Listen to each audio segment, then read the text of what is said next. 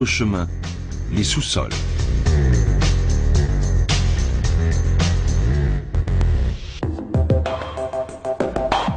Alcatraz mérite son surnom, The Rock, infranchissable jusqu'à ses fondations.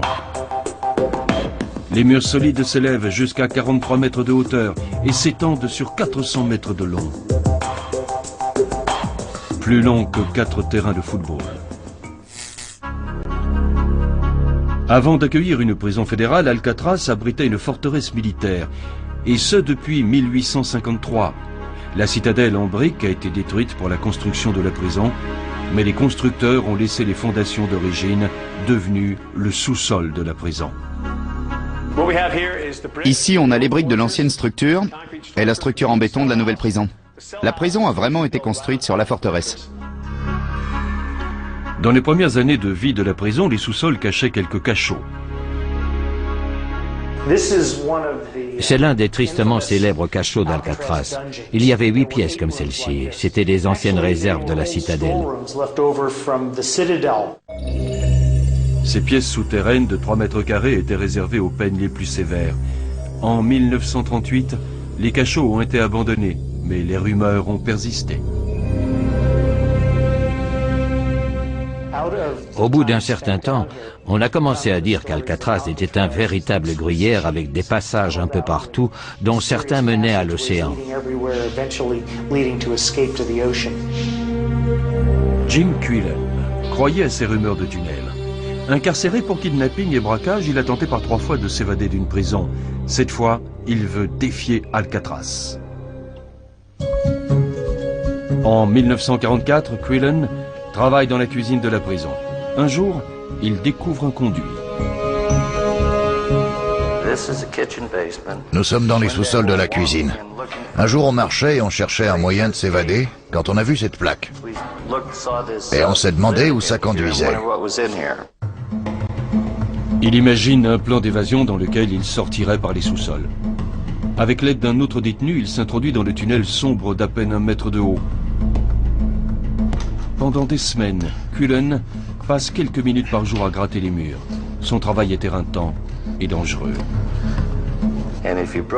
Si par malheur on cassait un tuyau, on pouvait être brûlé par la vapeur. C'est ce qui me faisait le plus peur. Mais malgré ses efforts, Quillen se heurte à un obstacle. On a vraiment fait tout ce qu'on pouvait pour passer à travers ce mur, mais malheureusement, quelqu'un nous a dénoncés. Quillen n'a jamais pu sortir de la prison. Une fois découvert, il sera enfermé dans le bloc D pendant plus de 2 ans. Si on avait réussi à passer ce mur, ça nous aurait mené nulle part. C'était une fausse piste. En réalité, Alcatraz cache bien un secret dans ses sous-sols. Un vieux tunnel de l'armée de 2 mètres de haut parcourant 45 mètres sous l'île. Inconnu de Jim Quillen et loin de son propre tunnel, il est désormais bouché par du béton et de l'acier. Le plan de Quillen s'est terminé dans une impasse. Il n'avait aucune chance contre Alcatraz. Quand j'y repense aujourd'hui, ça me fait peur. Je me demande comment j'ai pu vouloir tenter un truc pareil. Tout comme Doc Barker et Bernard Coy, Jim Quillen n'a pas pu vaincre Alcatraz. Mais en 1943, les bâtiments de l'atelier sur la côte nord de l'île vont devenir le site d'une autre tentative d'évasion orchestrée par l'ennemi public numéro 1 de l'époque. Floyd Hamilton était le chauffeur de Bonnie and Clyde. Braqueur de banque au lourd passé criminel, le FBI l'avait arrêté en 1938 et fait condamner à 30 ans de prison.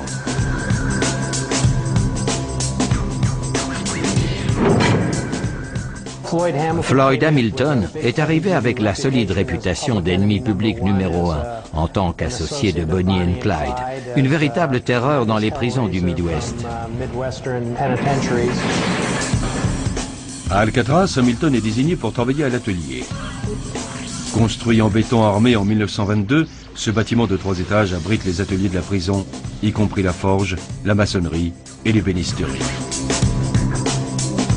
Les détenus qui ont de bonne conduite sont autorisés à y travailler. Le directeur de la prison pense que c'est une bonne réhabilitation, mais en réalité, c'est davantage une tentation. Et Floyd Hamilton va lui aussi être tenté. Alors qu'il travaille dans l'atelier de maçonnerie, Hamilton découvre une faille dans la conception du bâtiment. Il est en forme de L. Les gardiens ne peuvent pas voir tous les ateliers en même temps. Ils doivent laisser les prisonniers seuls pendant qu'ils font leur ronde. De plus, le bâtiment des ateliers se situe à la pointe de l'île, tout près de la baie de San Francisco. Hamilton décide de s'évader de l'atelier et de plonger directement dans l'eau en dessous. 3 hommes se joignent à son plan d'évasion, les braqueurs James Borman et Harold Brest et le kidnappeur Fred Hunter.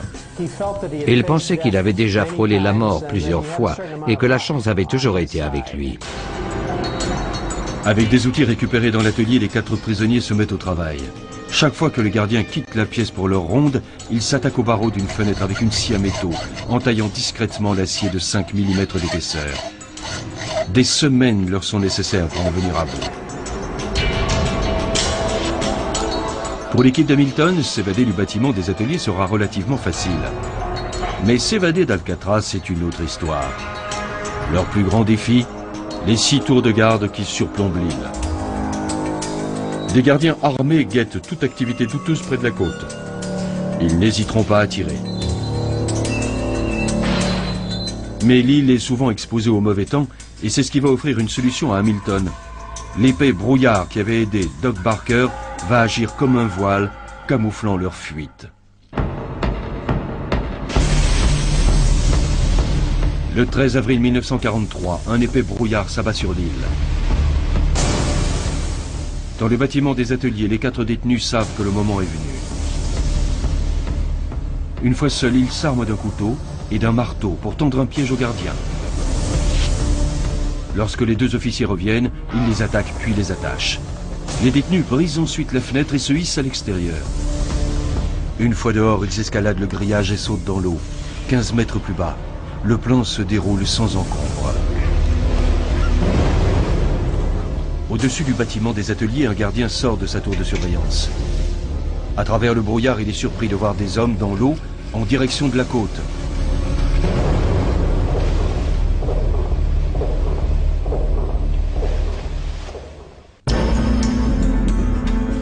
Il charge son fusil et tire. On voyait les détenus dans l'eau et l'officier sur le toit du bâtiment qui tirait dans leur direction. James Borman est touché à la tête. Harold Brest et Fred Hunter abandonnent et sont repêchés par un bateau de la prison. Mais Floyd Hamilton reste introuvable. Tout le monde le croit mort, mais il se cache dans une petite grotte de l'île, trop effrayé par la mer pour nager vers la côte. Il y est resté une journée, mais le lendemain soir, il ne pouvait plus supporter le froid. Il a escaladé le grillage pour remonter dans le bâtiment des ateliers où il a été découvert.